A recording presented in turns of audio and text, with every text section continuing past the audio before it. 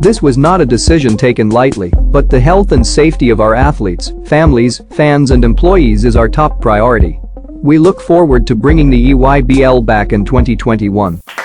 Welcome to another episode of the Clipboard, one half of your podcast backcourt. I'm Coach Chuck, and to my left, it's T-Rob, a.k.a. Coach Rel, and we're back!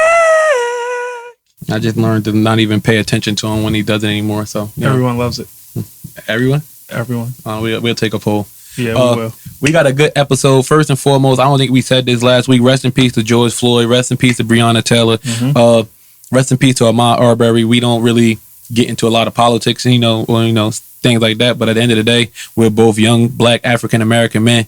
And we feel the plight of African-American men when it comes to police brutality. And I just felt the need that we need to put that out there as far as, rest in peace for them. Yeah, definitely. I had went down to the protest they had in Newark. We walked down City Hall all through downtown Newark, and they had some good speeches out there. People, protesting peacefully. So it was a good thing. Okay. Not to get too deep, so we'll take it off that. But anyway, we're gonna take it off that topic, and obviously the pandemic is, I guess, kind of dying down, or, I don't want to say coming to an end, because you never know if these people will come back 15 times stronger or something like that. But the pandemic kind of killed the AAU season. So what we're going to do this episode is talk to a bunch of different AAU coaches and see how the pandemic affected them. Yeah, we got coaches from different levels of AAU, some at the highest level on sponsored teams, some kind of that midway level where they're kind of sponsor, where they playing some sponsored events, and then we have some lower level AAU coach where they don't do any of the sponsor events at all. Okay, so I'm going to call him first real quick.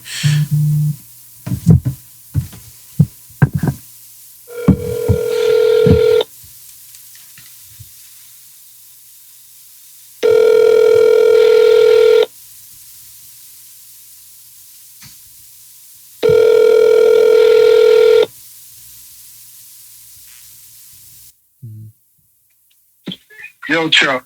Hey, you had me nervous. I thought you wasn't going to answer the phone for a quick second. What's going on? Hey, I'm good, boss. How you?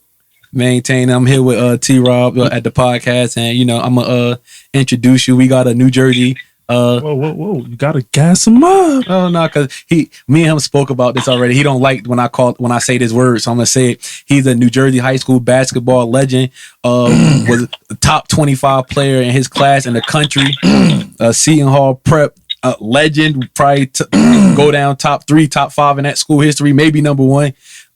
Went to my favorite college basketball team, the Seton Hall Pirates. I got my guy Marcus Toney-El on the phone, man. What's going on? What's going on, Chuck? I appreciate the kind words, man. Nah, last time I told you was a legend, you hit me with the humbleness. So, I don't know, maybe in old age you trying to become humble. Trying now. I've always been, man. I just handled it a little different.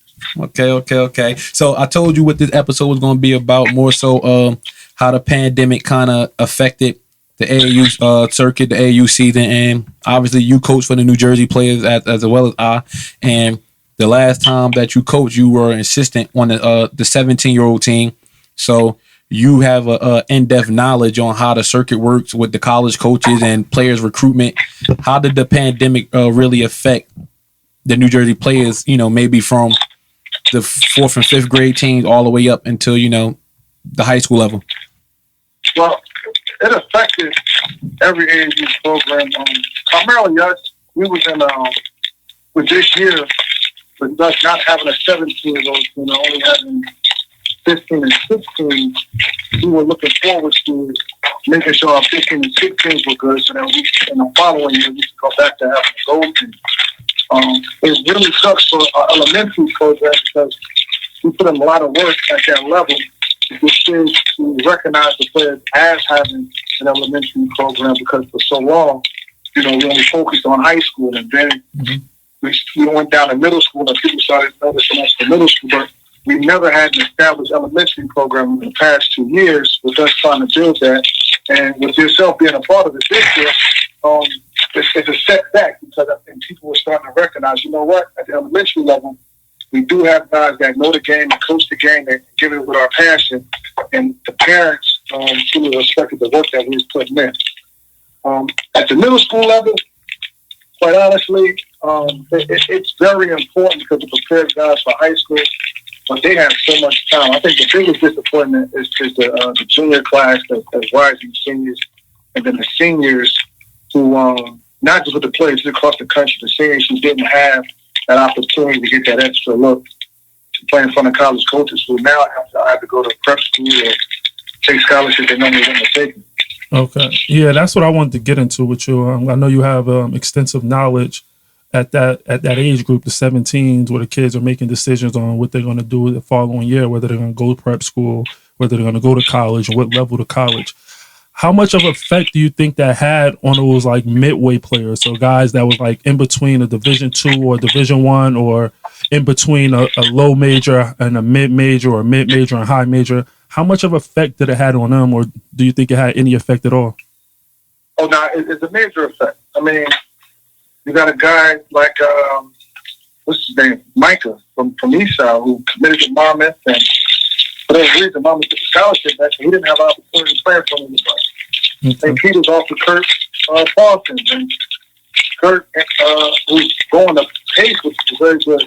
Boom, you know, had he played AAU, he might have been able to eke out a school in NEC or one of the HBCUs. So when you're a marginal player that's just trying to get it, you know, you need every opportunity that you can get. Definitely. So when you cut that off, you know, it's kind of hard to say that it didn't have an effect on anybody. Because some of these kids, like, all they need is to play in front of the right guy at the right time. Mm-hmm. Well, okay. Last question for you, because I know you told me you was busy, and I just appreciate you even taking the time out, you know, of the day to Hey, Chuck, man, cut it out, man. Yo, Ben, you know, my backyard is done. You gonna come by and see what I've been doing, man. Can I bring hookah? Of course, I'm gonna have my own hookah. I'm gonna have a personal hookah. What else you gonna bring? That's why you my guy. Hey man, I knew when we went on Facebook, somebody was, you know, talking bad about your name when it came to basketball. And you know me, I always keep it a buck. I said growing up, I didn't like Marcus Toney-El like that. He was a player. I was a Ram. I hated the player, so I didn't like you like that. And but now, you know, as we old and I understand the politics of basketball and we built a cordial relationship, I had to defend you. So now I feel as though because you invited me over for some hookah, I feel as though me defending you has come its full course. This guy's a hookah thought. You being invited had nothing to defending me, because who you was defending me to, he ain't make no waves. I was just trying to be cordial with him, but you know, it ain't for everybody. Spicy, you know. Like you had your reason there, and that's cool. But nobody would ever say, "Yo, Marcus ain't like Chuck," or "Marcus ain't like Rodney." Yeah. That ain't how Marcus moves. You know what I mean? And what happens is when you get to know people and you get to be around them, you're gonna change your view, because some people are just genuine. Mm. You know what I mean? So the same person that you ain't like when he was growing up, I'm the same person that will still get my shit off my back. Yeah, but look, make sure you need if I ate in the whole nine. But look, before you do it, right? You got to understand the biasness. Like, and you know it's a bias. My father coached the Rams. Our biggest rival was the players. Yeah, you was a star on the players. Look, Mark is my me and Mark are super close now. Mark will tell you, I hated Mark when he left the Rams and went to the players. Jimmy will tell you. Jimmy tell Key all the time. Chuck didn't rock with me growing up. The only people that I didn't like in basketball was anybody that thought they was nice and I didn't believe it. Mm. or they thought they was better than what they were. Mm. Other than that, man, this shit's a game, man. It afforded me a few opportunities to see life a little differently. Mm. And I will admit, as I got older, I've gotten more humble, because I started to realize that the thing that I was doing as I was coming up wasn't normal. I thought it's supposed to happen kind of thing. So maybe people might at that time come across like, he arrogant, or he thinks he's better than. So what it was, I really thought the shit was normal. Mm-hmm. And as I got older, I realized the shit I was doing wasn't normal. And it's people that would have loved to have been in my situation. So when people start calling me ass and all that, like it don't run me, because all I got to do is flip through my photo album and remind myself that, you know what, you did something that a lot of people did. That's a fact. See, I didn't dislike you because I thought you was arrogant or anything like that. I didn't know you personally growing up. You about 4 or 5 years older than me. I disliked you because you were black, red, and yellow. And when I grew up, it was red, white, and black. That's it. But your father's my man. No, I get that, but you gotta understand. I'm growing up 7, 8, 9 years old, and then I'm watching the players, and I'm like, nah, fuck them. Like it was fuck the players and part of my French, and it was fuck the road runners. Anybody else in Jersey, AAU, I didn't care about. Okay, I take that. I take that because as you said, it's like that across the board. Yeah. And you know what? I take you ain't like nobody that wasn't around. I'm cool with that. And that's a fact. Look, when Nutter played for the Rams, Jamar Nutter played for the Rams at a real young age. I think we was like 11, 10, 11, something like that. And then he went to the Playaz. You know what I said? Yeah, fuck Nutter. Fuck Nutter. That's my man. But that's just what it was. But no, last question for you, right? Because we know that the pandemic affected, and you know, like you said, a Kirk Parsons who had an offer from St. Peter's, and I think they signed another guard, and now he don't have that offer anymore, so he signs the pace. What about kids who still haven't signed or are thinking about going prep? Is there anything that you think they can do in this last month, since now everything is opening back up, this last month and a half, to maybe do like a showcase or something so we can get some of these kids some looks, or is it you didn't get straight prep? To be honest, I think it's done. But what they need to do is tap into their resources. Now, all these guys that they roll with and that they say with their coaches and their workout guys, and these guys can do this and do that, they need to tap into those resources. And how do you not start calling schools, whether it's with video, a conversation, an email, get them on Zoom, something, because it's almost dead. The AAU season is done. Even if you do a showcase, you know, people won't come because parents aren't going to want their kids around other kids. It's such a touchy time.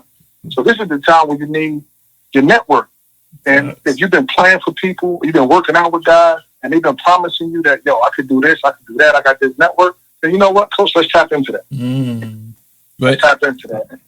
The one thing is, everybody don't got that network. So now you see, now you start seeing who's a real coach, or not even real coach, who got the plugs. Yeah, who's plugged and who's not. And now parents can see, you know what, I might need to bring my kid to this program over this program because he just helped 3 kids get into school and they wasn't even playing. So that's a good point. Like, that's the problem with this AAU, because everybody's talking about what they can do. And then until it's time to do it. You know the old saying, shoot the shit or get off the pot. Like, when Kurt came to us, Dutney said, yo, Mark, just take care of him. I said, dude, no problem. He's going to be all right. And when the summer was over, he said, yo, thanks. Because I did exactly what I said I was going to do. When St. Peter's filled up the table, and I'm talking to Pace about Kurt, you know, I'm telling them what I know.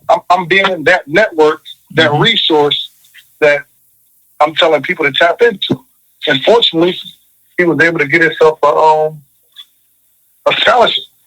You know, and for any other kid that's like that I know, I would do the same thing. I got a kid. I'm gonna text you a little later. I got a kid that I might need a little help with. You know, I got 1 D2 on them, but they slow rolling, so I might need to you know, talk to some of your connects, or you do it for me. You know the kid too, so when I text you about him, you'll know exactly who it is.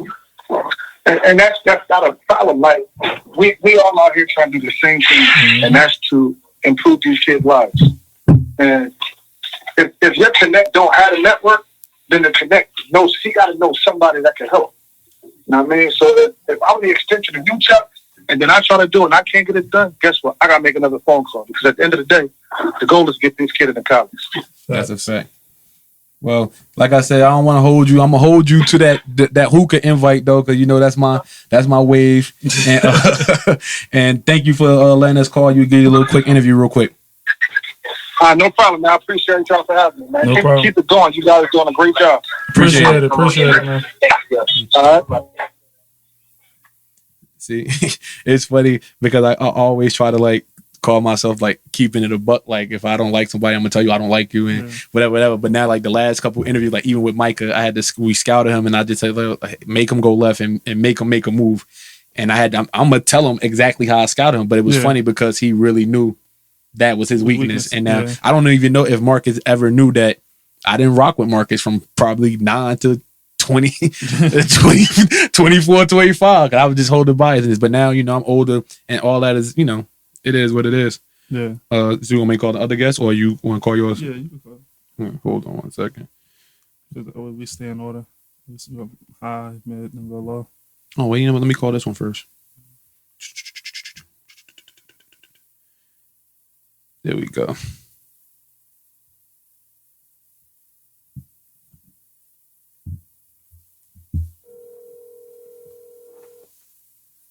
I'm not gassing this one up. We just got a coaching relationship. Coach Jay, what's going on, man? How you doing? Chuck, how are you? I'm maintaining, man. So I'm gonna introduce you on the podcast real quick. We're live. I'm here with my co-host T-Rob and Coach Rel, and I'm gonna introduce you real quick. This guy, man, he came when I was coaching at Payne Tech, and he was recruiting some of my players, and I think one or two of them, man. We know we just built a good relationship. He actually offered me a job to coach AAU with the team that we're going to talk about. Okay. And I knew him. He coached at the high school level at St. Mary's of Elizabeth. Okay. And now he has ascended. He's an assistant coach at college now at the College of John Jay in New York. I got my guy, Jay Griffin, on the phone, man. How's everything? Everything is great. Thanks for having me.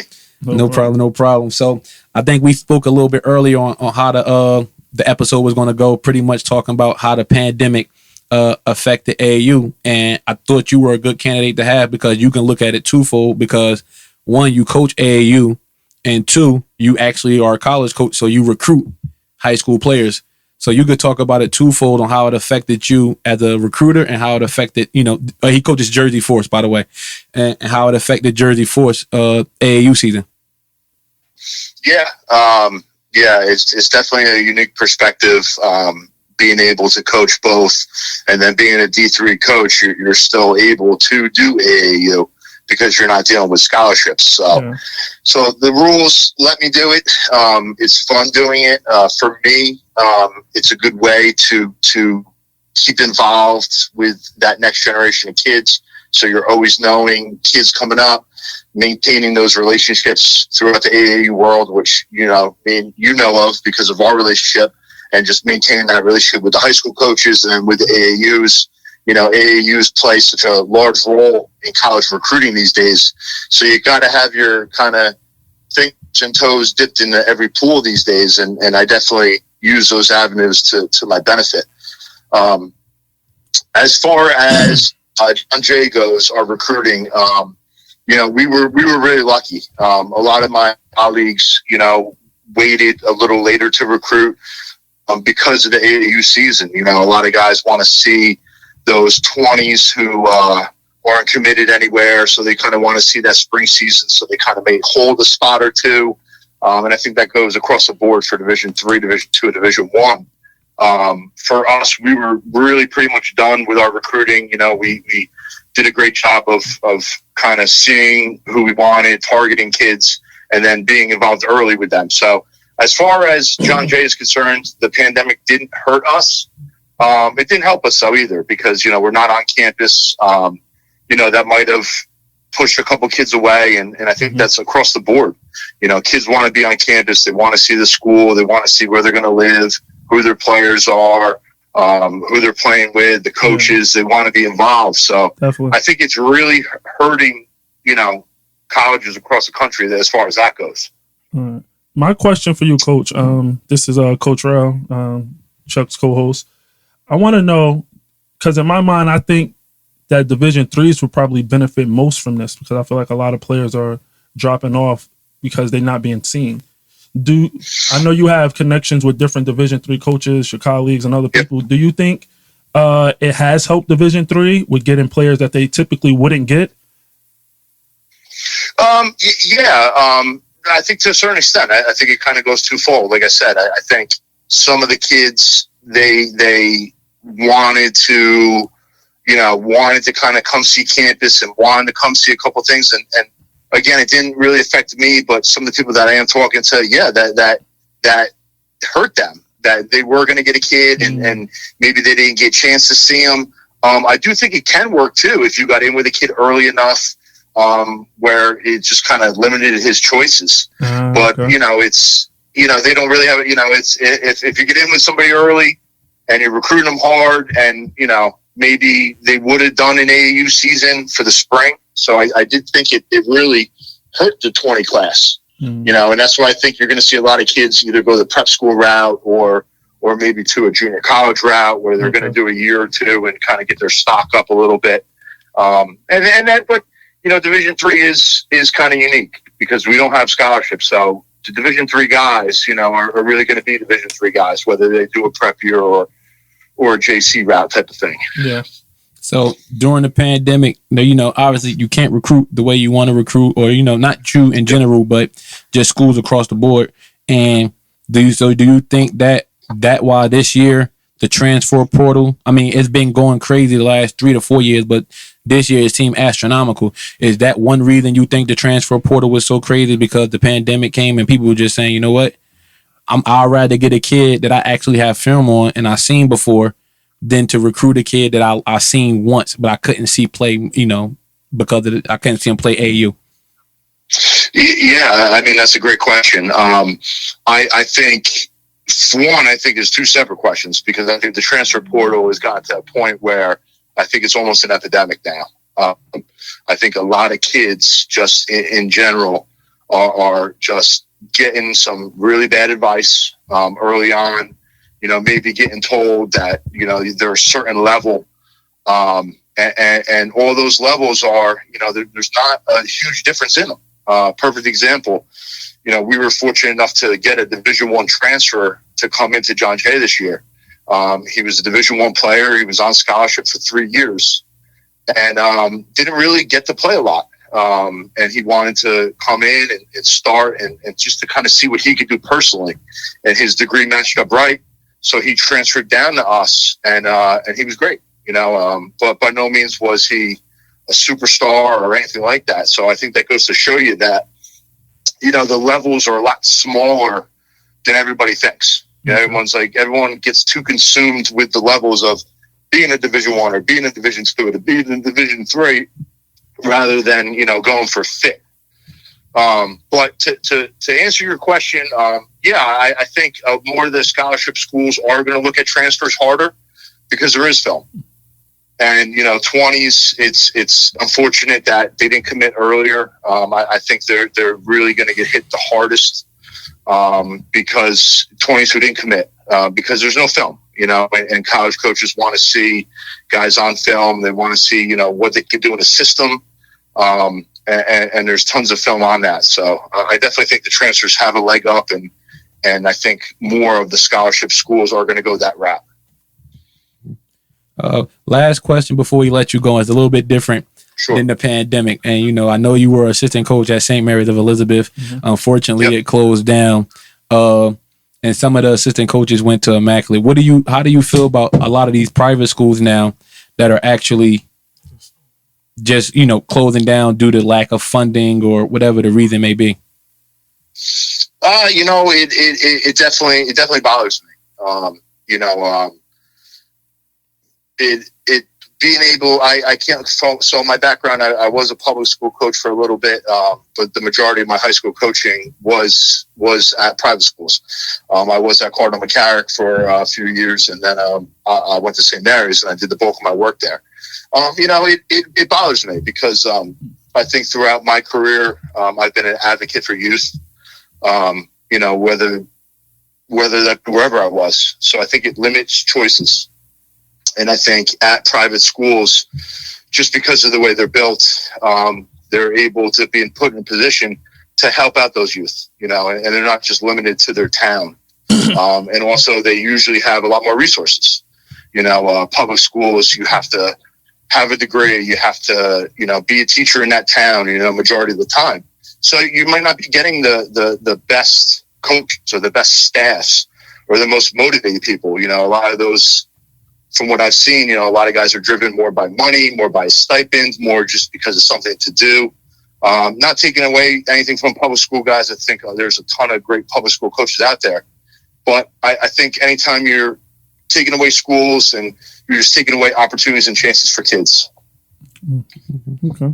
Well, Jay, I want to thank you for coming on. We talk all the time, and you were ribbing me about getting you on the podcast. So Can I actually add one quick thing on the AAU side? Yes, sir. Yes. So first of all, thanks for having me, Chuck. I really appreciate it, and thank you guys for having me. I really appreciate it. And anytime you need a guest, I'll certainly be on. I think I have a unique insight. On the AAU side, what the Jersey Force did, what we did, we put together a college packet for a lot of our guys. A lot of the 20s, we used a lot of our connections.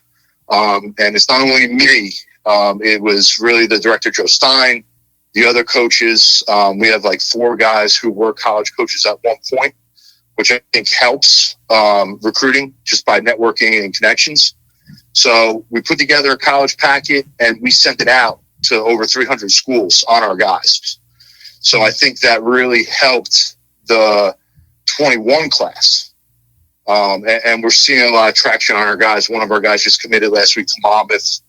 And then is that the kid from Neptune? Guys, that's the kid from Neptune, Sam Fagan, committed to Monmouth. Before you continue, how is he? Because I seen him play literally one time.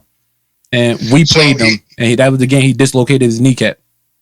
Yes, so he's still on the road to recovery. You know, a lot of people haven't seen him 100%. He's still getting back to full strength.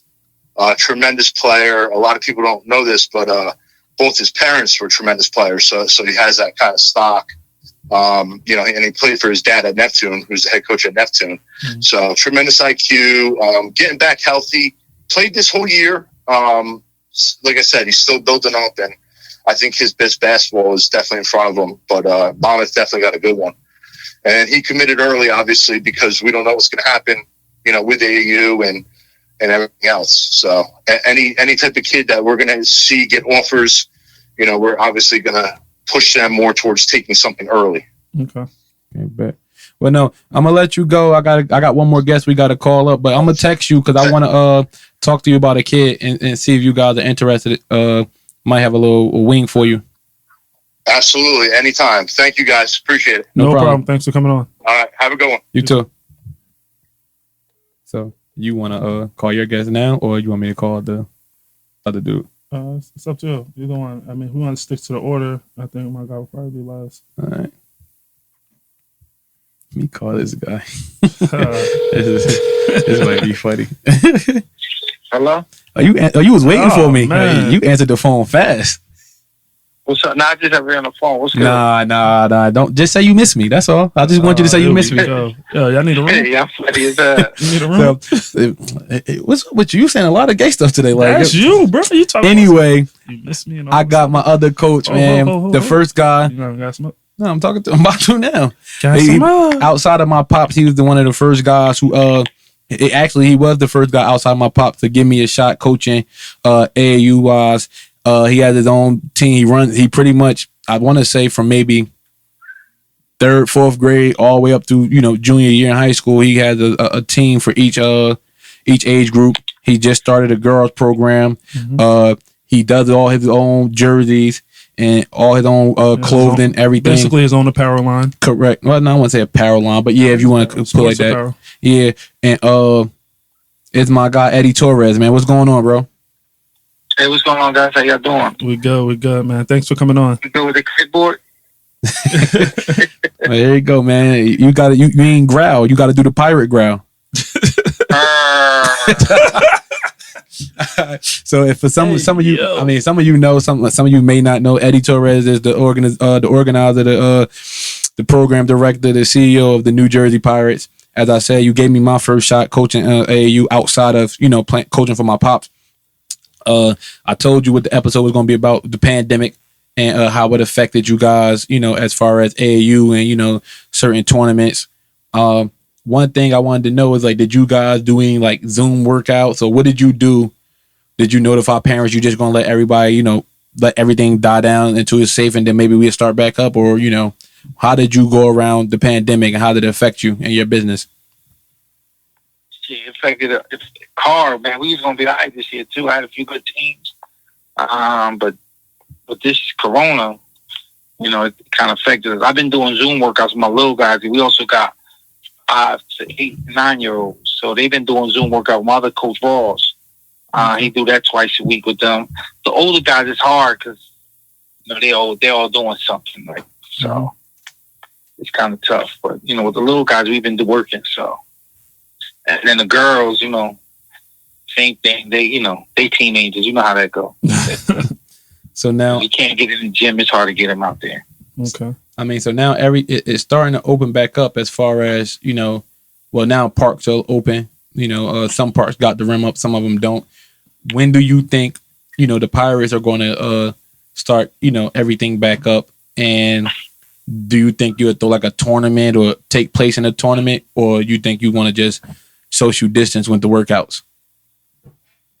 Hopefully everybody keep asking when we coming back. Hopefully July.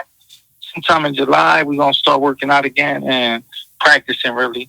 And I think August, maybe September is when the tournaments probably be around, hopefully. New Jersey, this area's been hit the hardest with this corona. Yeah, so this might take longer to come back. But, there's other states already playing tournaments. Oh, that's crazy. Yeah, I seen Trey Young down in Oklahoma, and they was playing like a full pickup game, like a league.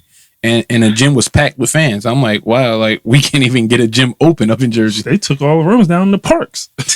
All the rims. I found some rims by me to do some workouts that they didn't shut down on the day in the cup. But you're right. Everywhere you go, the rims is either boarded up, they took them down. Yeah. Like I said, most of my little guys been doing Zoom. Yeah. So, and you can do that from your home, do dribbling drills, calisthenics, stuff like that. I have a question for you. Everyone that goes into AAU, they want to be at the highest level where they plan on like the sponsor tournaments, the EYBL, the Adidas Gauntlet, and all that stuff. Your program isn't at that level, but I feel like it's essential. What made you go that route? Well, really, we not a sponsored team, so there's levels for all types of kids. Mm-hmm. So every kid can't play on a high level circuit.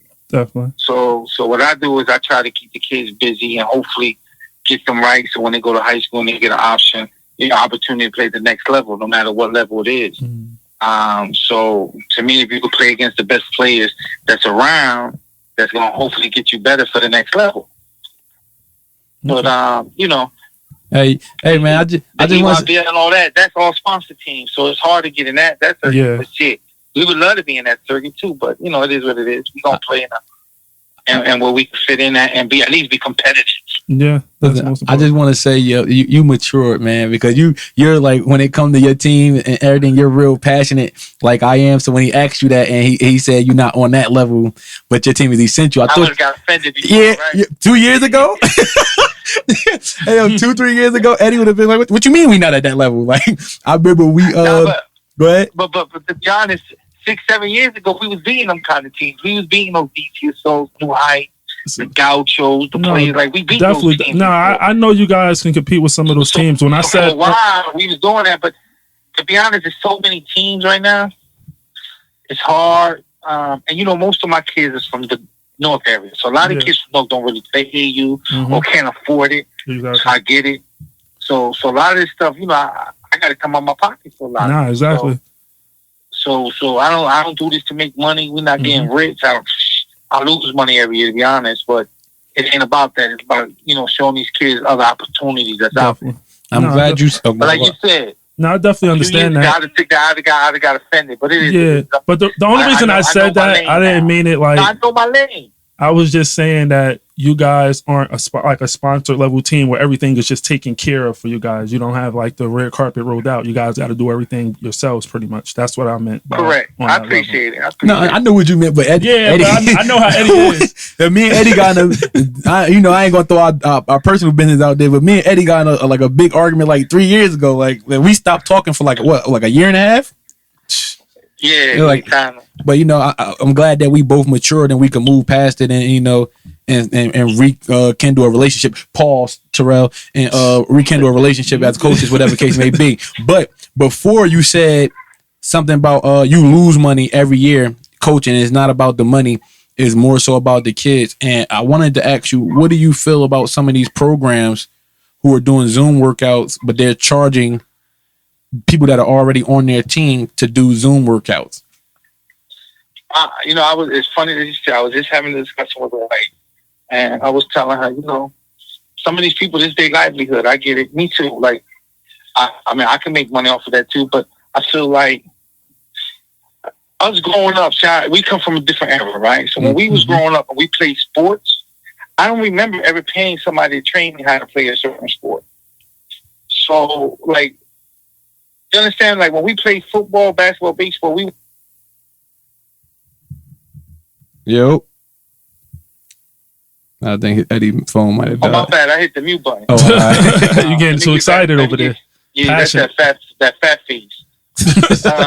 But what I was saying is the reason I don't really charge, because think about it, when we was growing up, nobody really charged us to play sports. Like, you got on a team, nobody charged you for the super training. Now, don't get me wrong, I understand that some of these guys' business, this is how they make a living. But, to each his own. I don't do that for that, If I do charge somebody to help pay for the gym facility, it's to help pay for the, whatever we do. Tournaments ain't free. You all know that. Definitely Especially not. on the high school level. Yeah. The high school level.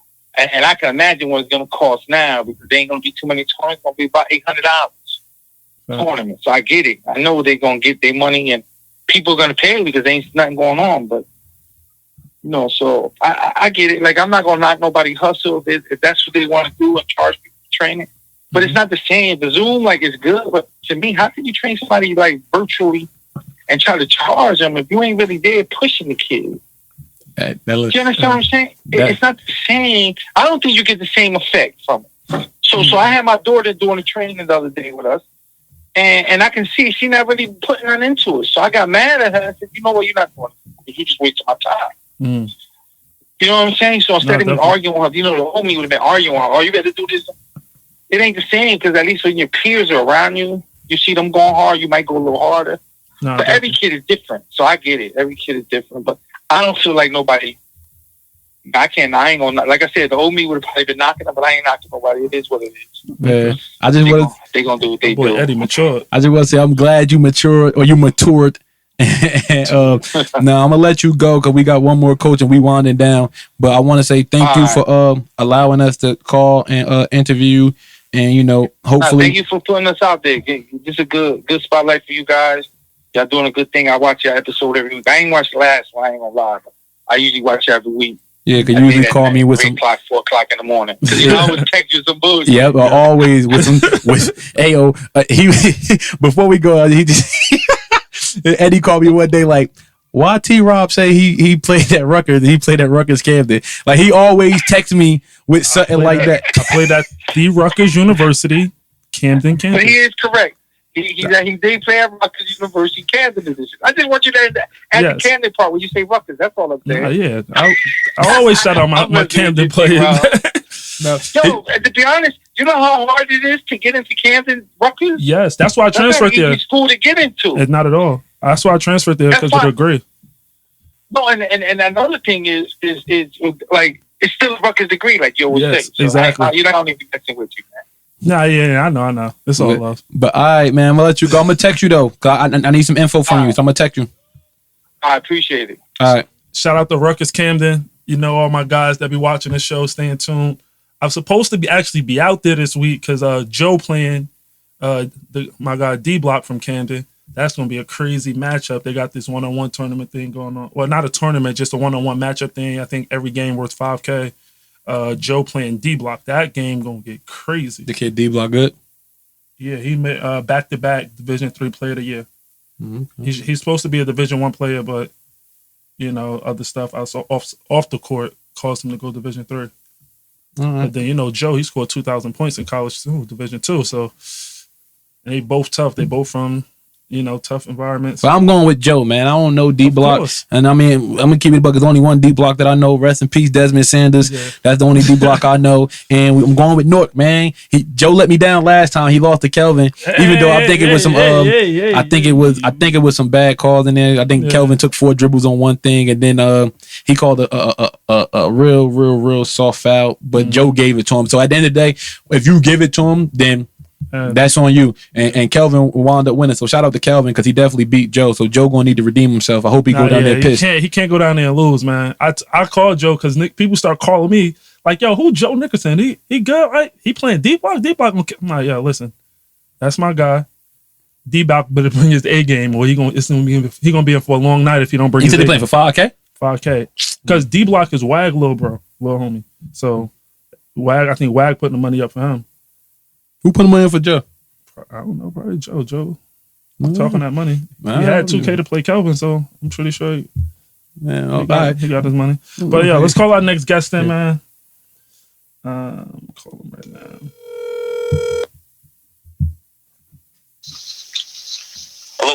Hello, sir. How you doing? I'm good. What's going on, guys? Not much. I'm here with my co-host, Mr. Coach Chuck. Hi, sir. How you doing, sir? I'm doing well. Are you want me to gas him up? Gas him up. Okay, so they called him Mr. Willie P's finest. A money OG. Oh, Mr. Don't leave him open. I got Tyrone. Oh, I mean, I was say Tyrone Royster, but I'm gonna say Coach Tyrone. What's going on, sir? Coach Ty. I'm good, man. Thanks for having me, guys. Did you like the nicknames I gave you? No, but Mr. appreciate the effort. I tried. Go ahead. All right, Ty. First thing we want to know, we asking all coaches, how did the pandemic affect you guys at A Money? I coach at A Money too, by the way. Shout out to my A Money players. You see us. The pandemic. So obviously it affected everyone financially, but I feel like more importantly, it affected us. I feel like this time of year is an important time of year for us. We had 6 months of chemistry building time with our players, and usually our kids are playing their best at this time of year. Okay. And our teams are growing strong, preparing for spring tournaments and spring leagues. Okay. And this quarantine, us not being able to play, I feel like we lost 8 months of basketball to put all that work in to just throw it out the window. So it affects our chemistry and our development of our players. Okay. More than anything else. With you guys, it's a little bit different, because I spoke to Marcus Toney-El. He coached for the Playaz, and they play on the circuit. And right. you guys, I'm not to demean the program, but a lot of the kids are playing for recreational fun, and you helping them get better, right? In this aspect, not that they're not going and playing in tournaments where there's college coaches at. How did the kids really take not being able to play with their peers? And what do you think A Money is going to be able to do to when it start back up to have it jump right on the roll like it never stopped rolling? So even though we are a lower team, there's nothing wrong with saying it. We're not even mid-major. I would say we're lower than that. But at the same time, that has nothing to do with your talent. Kids, they want to play. Kids want to hoop. Whether you're going to be a Division I player, whether you may hopefully make your high school team. So for our kids not being able to play, it hurts. They love to play ball. And, just because they may not have a future in it, it's something they do to pass time, something they do to spend time with us. We have good relationships with our players and, with their friends. So, once everything is starting to get going again, we've been doing private lessons, virtual lessons, and at-home lessons to try our best to keep our players as sharp as possible. But, there's no real substitution for in-game play. Yeah. So we're working on, we have outdoor courts currently, and we've been having clinics to get kids going, get our program rolling again. So when everything is open back up, we're ready to go. We're going to go right back in the games because we've been training the kids on the side for the last 6-7 weeks. Okay. My next question for you is this. With understanding the level that you're at and with your competitive nature, I know you always want to go up higher and higher. Do you have any teams that you feel like you're going to be able to bump up to start playing like stronger tournaments or any team you feel like was affected the most by this particular situation because they're not going to be able to play in those stronger tournaments? So, like you said, I always try to put our better teams in the better tournaments because if they can hang, then they should have the opportunity. I don't want to rob a kid of an opportunity to play against better competition just because they play for us. Yeah. With that being said, I feel like this may have hurt my fourth graders the most just because they're so young and they're still so early in development. Like we dominated the Hoop Heaven League, but that's not saying much. It's only Hoop Heaven. So this season was supposed to be their first season stepping outside the bubble, playing against some real-time competition. Yeah. And now our season stopped, and these kids are sleepaway camp kids. So now I may not see the majority of them till September. Wow. So all the progress I've made with these kids after playing 2 years up this last winter and winning the championship is went out the window. Kids like this. Real quick, Ty, before you go any further, can you just explain what sleepaway camp is? Some of our followers and our listeners may not understand that. Well, so some of our kids are sleepaway camps, which means they go away for 7 to 8 weeks throughout the summer, and they're just at camp, a sleepaway camp with their friends, and they're having fun. And it's more, some of the camps are sports focused, but at the same time, they're still ran by high school kids, so they're not getting professional coaching. And someone who can see the small things they need to improve to become better every day, versus a high school kid that's throwing a ball out in the court and letting them run around. Gotcha. So with these kids, I'm losing 6 to 9 months of development. Okay, so excuse me. As you said, you do play, coach a lower level. I don't want to say of talent, because some of your kids actually watch the podcast, and salute to them. But just being honest, it's a step down from different competition. But you have some kids who are actually pretty good, like the girl Grace. I forget what high school she goes to. Montville. She goes to Montville, but she starts varsity, right? Or she's the sixth man or something like that. She was the sixth man, but played 30 out of 32 minutes just because there was a senior in front of her. Okay. And she's been with us since she was 8 or 9 years old, and she has about 4 or 5 Division I schools interested in her right now as a freshman. Yeah. So we are what we are, but we still do a great job of developing our kids. So that's part of the question I wanted to ask you, right? So for somebody like her, where we're gonna leave off the pandemic a little bit, somebody like her who, and it was another girl, I can't think of her name. Zara. Yeah, the girl she was always with. They were kind of like a notch above the girls they were playing with, and obviously circuit teams and mid-major AAU teams were come knocking at their door to get them to play. Right.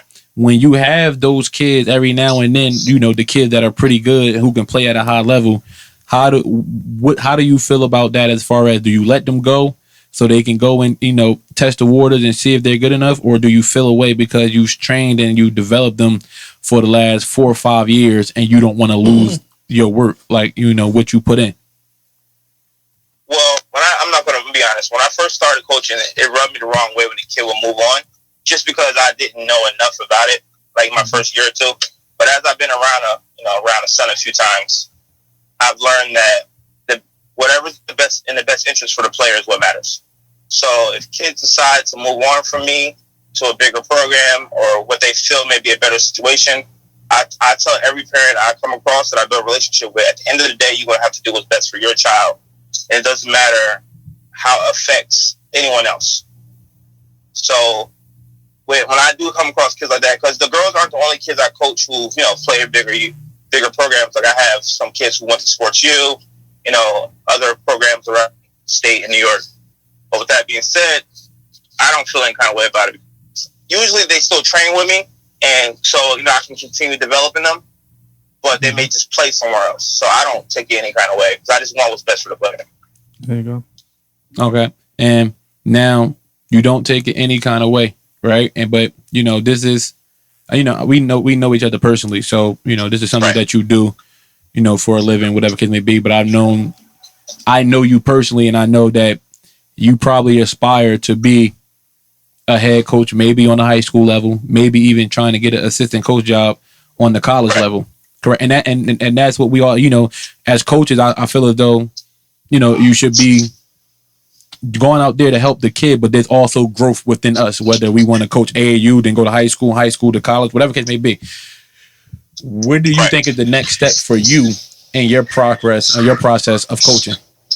Well, like you say in person, so I used to raise my younger brother. So the timing wasn't right as far as me moving on. Okay. But I've been offered like 6 high school jobs and 3 D2 coaching jobs. And I had to turn them all down. For a while there, I was interested in maybe taking a bigger role coaching. But honestly, I'm starting to enjoy coaching the younger kids because just watching a kid develop from nothing to a player that's being recruited by all the high schools and then to see them hopefully one day be recruited by colleges, it's a great feeling, you know, to help a child who maybe not had a chance in the beginning to put them on the right path to having a bright future. Dope. You got more questions for him? Nah, I'm like. Well, you know, Coach Ty, we're gonna let you go. Thanks for letting us give you a call, and you know, and thanks for your insight on, you know, how A Money operates. And you know, I want to know, can I? You know what I'm talking about is a new addition. Can I actually, you know, say that on air, or you want to keep that? Yeah, no, you can talk. It's okay. Congratulations, my boy. My boy about to have a baby. So his first child. Congratulations. I'm happy for you. Just so you know, Chuck said he's gonna get whatever the most expensive gift is. I definitely didn't say that, but everybody's saying that, so you got some competition. No, I don't have no competition. I'm the only one. Listen, I'm the only one out of all my friends with no kids. So I'm buying. You're gonna get a bib and what's it, the teething ring, and that's all you getting out of me. So just in 10 to 15 years, look out for the next big thing coming up. Taylor Royster coming out of New Jersey. So keep an eye out on the headlines for that name. All right, thanks for letting us call you, bro. Stay safe. We appreciate your time. Thank you too, guys. All right, bro. So I think it was a pretty dope episode. We was able to talk to someone who played at a high major level in the Big East, and he coaches on the circuit. So he coached, and we coached against top 25 players in the country. And then the next level, we had somebody who's was an assistant high school coach, but now he's an assistant at the college level at D3, and John Jay.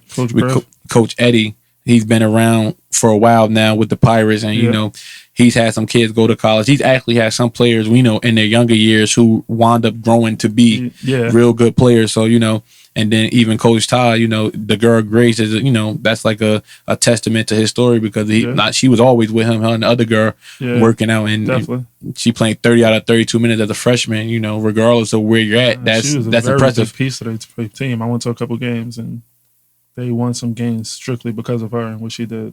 Okay.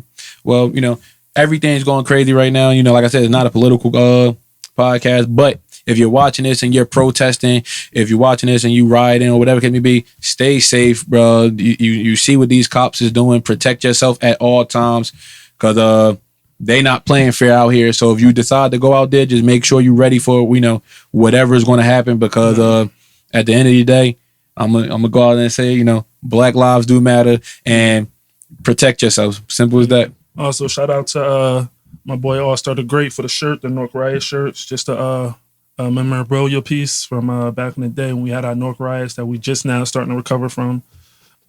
We doing shout outs? Again, I went to the protest down in Newark, and you know, it was really, really peaceful. So that was, you know, a good thing for us. You know, people came together.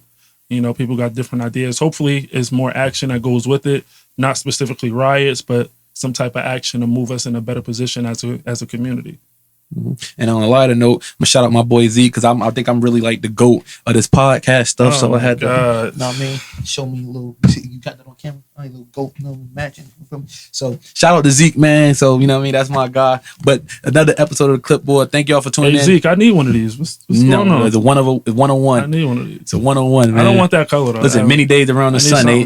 Listen, many days around the Sunday. There'll never be another 101, man. We out here. Bye.